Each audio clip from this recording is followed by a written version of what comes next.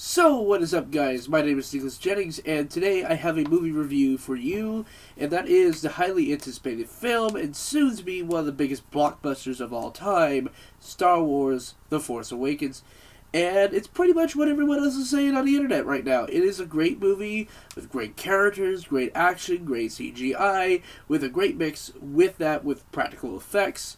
So I'm going to get into what I like about this film and to get into something that I was kind of disappointed with. Don't worry, there is no spoilers at all with this film review because that is going to be left up to the live stream that I'm going to be hosting on Tuesday next week at 2 p.m. Pacific time, and it will go until 3:30 Pacific time. And this is going to be in the afternoon, not in the morning, so don't worry.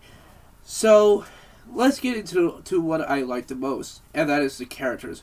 Every single character in this film, except for one, which I'll explain in just a little bit, they were all handled really, really well. And what makes this cast so much better is the fact that when you look at the original Star Wars, you notice that a lot of these actors were no-names. They essentially came from nowhere, especially Harrison Ford and Mark Hamill and Carrie Fisher of the original 1977 film. They were essentially doing the same thing with this film. No one ever knew who John Boyega was. No one knew who Daisy Ridley was.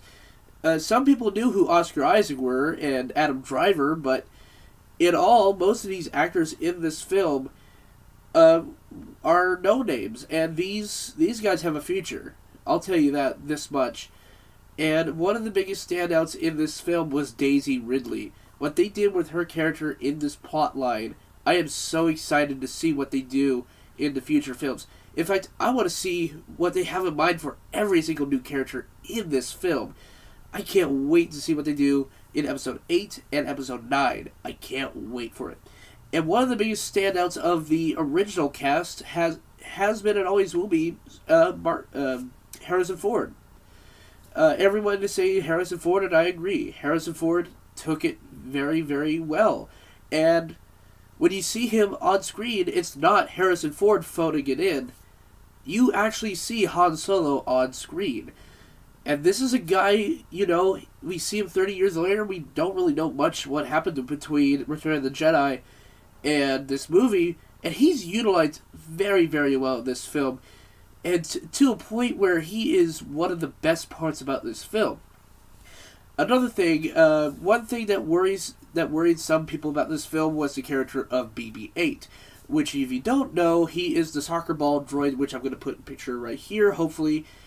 BB-8 is essentially R2-D2, but he has enough character, he has enough of his own character and own charisma that I really love this droid. This droid, if I had a model of him, if I had a Pop Funko figure of him, I would keep it in the box. I would not let it go. I would never let this little droid go. He was so funny. He was so great. And that's another thing about this film. This film is a funny film. This is not like one of those films where they just point to different references to different movies. Granted, some of the plot elements do follow in line with some of the previous films, which I'll get into a little bit later. But, these jokes are genuinely funny. A lot of these jokes are from what the characters would say in the moment, and that's what makes this film so great. And especially with John Boyega, and with his character, Finn. And Finn is a good character. With the way he is transitioned from being a stormtrooper to being essentially a hero is a really good way to humanize this character. And we also have to talk about the villain of this film. Now, for a little bit before this film, I was kind of having some nervousness about this character, seeing how I haven't really seen a lot of his character. But once I saw this character and what he was doing and what he's related to, you sympathize with him a little bit. You don't necessarily condone a lot of his actions, but he's really good. And essentially, this character is Darth Vader, but humanized. And this is a guy who's confused. This is a guy who's flawed. but he's also very, very powerful and very, very menacing. In fact, there was a scene, and I'm not going to spoil it, there's several scenes in this film where if he gets pissed off, like, us gamers, if we have like a hard time trying to finish a level, we really want to break this controller. Well, there's scenes in this film where if something doesn't go his way, he freaking flashes his lightsaber and starts destroying the room he's in, and it's so great. It is great to watch Adam Driver play Kylo Ren. And the voice, don't worry about the voice. The voice is great. It's booming. It is triumphant. Well, not triumphant, but menacing. And the beginning of this film, the first 15 minutes, it just flowed me back right into the Star Wars universe that I really used to know before George Lucas took it over in the prequel trilogy, and we all know where that went.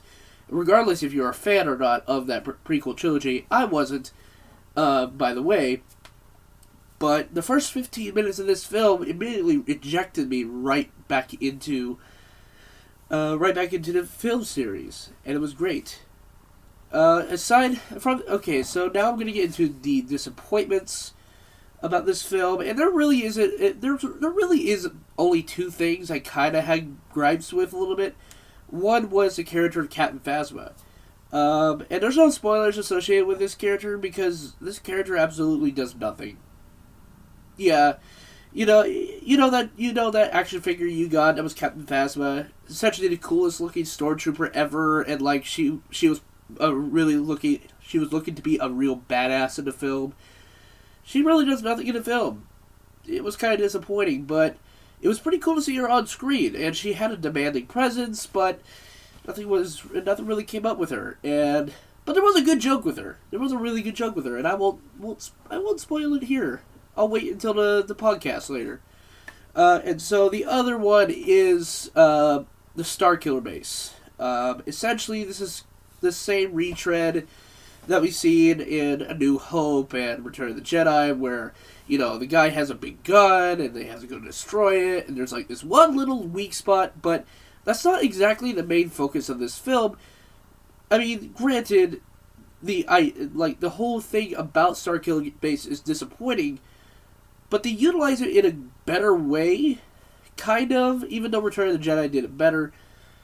But I really like how Starkiller Base was utilized to bring together all these different plot points into one great little scene. And I'm not going to spoil it again here. There's no spoilers. I'll save that for Tuesday, where I'll explain about the live stream in a bit here. So, and I will get into scripting. Script-wise, I think it's okay. It's a good script. It really is, but there's a lot of retreading, especially because this kind of follows a lot of the same direction as A New Hope. But I think that's kind of the best way you could go about reintroducing us into the universe, is by retreading this movie. Now, whether or not it's going to do the same thing for the next two films in this trilogy, and not the anthology series, that's a completely different subject we'll get into next year when we review Star Wars Rogue One. But essentially, it is the best way to reintroduce us into this universe, and I think J.J. Abrams did a really good job. Now, aside from now I'm going to get into some of the complaints that some people have had about this film.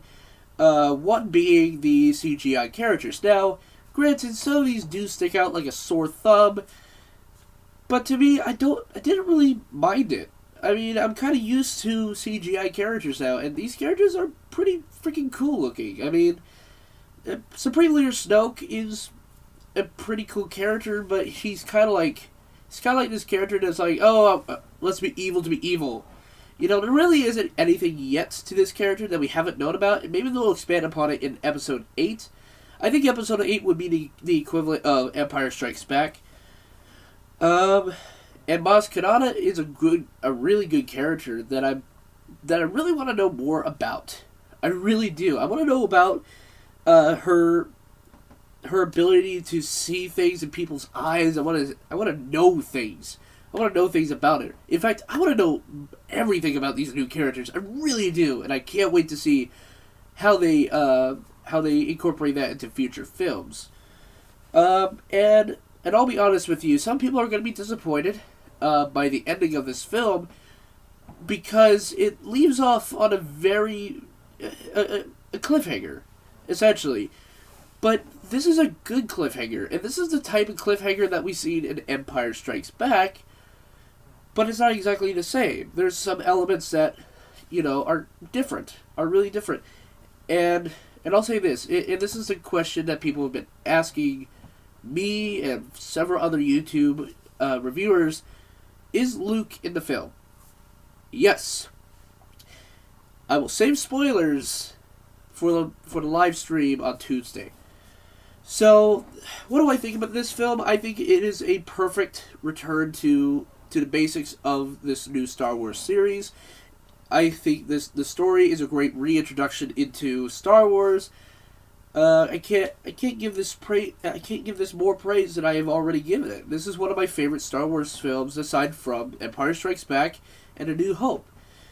And so I hope that this trend goes a little bit further into the further films and into the anthology series that is yet to be coming out. More importantly, with Rogue One, which is coming out next year. It's already in production, and it'll be in post-production pretty soon. And I hope that's good. I really do. So what do I rate this film? I rate this a solid 9.5 out of 10. This is not a perfect film. This has some flaws. This has some flaws, just some. But it's a good film. It is. Don't take the 9.5 and say this is a worse film. This is out of 10. Out of 10, guys. But I seriously urge you all to watch this film. This is a great film. And if you're not a fan of Star Wars, it's gonna introduce you to Star Wars. If you haven't seen any of the other films, don't be too worried. I mean, there's some things that they'll be calling back to in this film, but this is a good film. This is a good film for older people who watched the original trilogy. They'll love this film, and even little kids who haven't seen this film will be reintroduced to this new world. It's kind of like with Peanuts. What I thought of Peanuts. And that's a completely different review for another day. So that's a 9.5 out of 10 and a Blu-ray exclusive. And this is a must-own film for any film buff, regardless if you're a fan or not. This is a great, great film. And I loved it to death. And in fact, I might go watch it this next week again. And I strongly urge you guys, watch this film. Watch it. And not just for the sake of me, but if you don't want to be spoiled by anything on Tuesday next week, go watch the film and we'll discuss it. Now, getting into what the live stream is going to be about, so on the 22nd, from 2 to 3:30 p.m. Pacific Time, I will be doing a discussion about the film and its deeper meanings and what some things could lead to into further installments, what we can speculate. It's fun to speculate about things, and I want to speculate with you guys. So, yeah, and this is going to be a spoiler-heavy podcast and live stream. So, make sure you bring your questions with you. I will not be fully talking about this film unless you have the questions to give me. So that is 2 p.m. Pacific Time on Tuesday next week on the 22nd of December. And I hope you all have enjoyed my review.